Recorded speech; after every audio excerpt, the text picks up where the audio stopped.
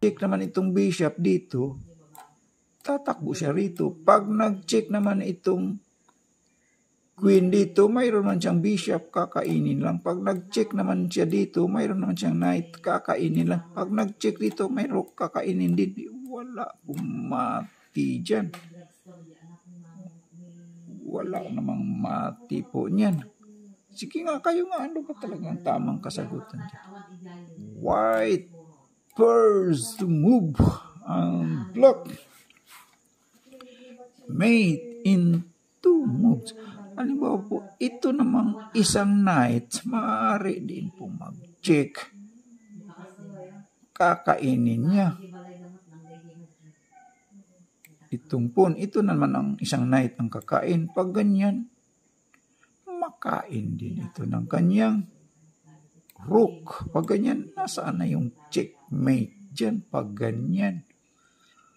Pag nag-check naman kasi siya dito, kakainin din ng kanyang pundi. Tapos na yung 2 moves.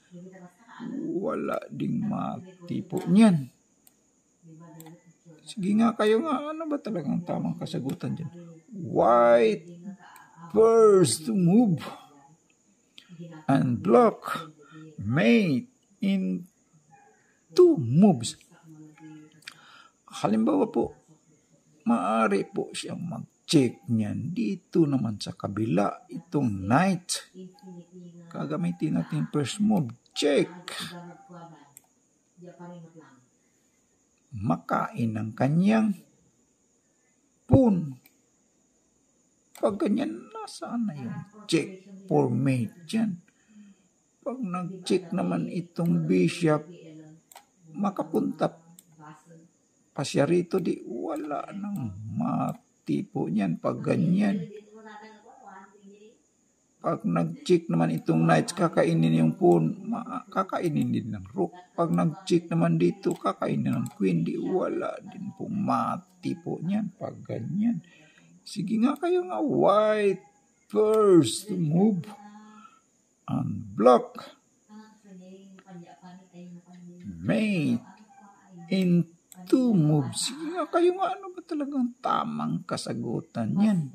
Sa loob lang ng 2 malikhain na galaw ng white, ay mamatihin na itong black. King, nandito po siya. Wala naman po siyang matatakbuhan dyan. Ganyan po siya. Alam po, itong knight, nasubukan na nating mag-check. Ito namang bishop, maaari po siyang mag-check dito. Check. Pag ganyan, nasaan na yung check for mate dyan? Pag ganyan. Pag nag-check naman kasi siya dito, makain na itong pawn. Di wala ding mati po. Pag nag-check itong bishop, ganyan po siya. White move on block. Mate in 2 moves. Halimbawa po pag ganyan, halimbawa po ang kanyang queen, maaring gagamitin natin first move, hindi siya mag-check dito, siya kakainin ng kanyang bishop. Parang pag alisin niya to, ma-check na siya. Ang kanyang queen, wala ding mati po niyan. Wala ding mati po dyan. Sige nga, kayo nga, ano ba talagang tamang kasagutan dyan? White first to move and block mate in 2 moves. Wala namang iba pang check dyan. Halimbawa po, ito namang bishop ang mag-check niyan. Dito po siya, maaari dyan mag-check dyan. Pupunta lang siya dito. Pag ganyan, nasaan na yung check for mate dyan? Pag ganyan. Pag nag-check naman itong knight dito, makain na itong kanyang pundi. Wala ding mati niyan. Halimbawa po, Itong knights, maaari din pong mag-check dito po. Alin po, dito siya mag-check. Mayroon naman siyang pawn. Makain lang po ganyan. Nasaan na yung check for mate dyan pag ganyan? Wala din po.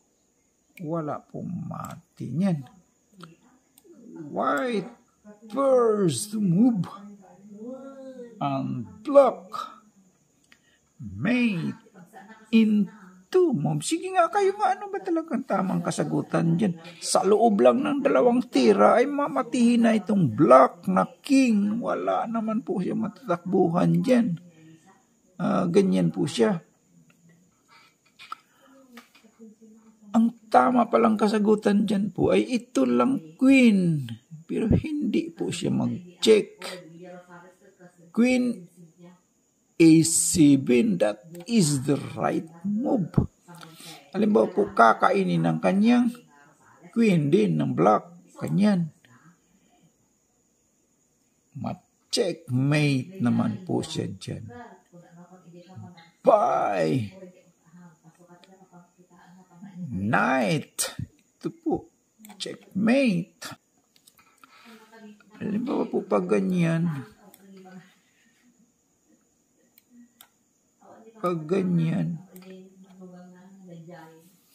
Itong bishop ang kakainin niya.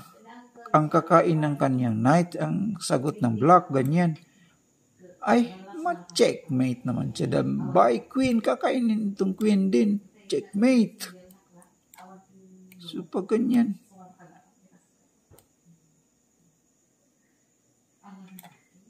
Pag ganyan, ano pa pang sagot ng black? Halimbawa po, ang sagot ng black, itong knight, iharang niya. Ganyan. Ganyan. Ay, ma-checkmate naman po siya dyan. Bye! Itong knight. Checkmate. Mate pa rin po siya niyan.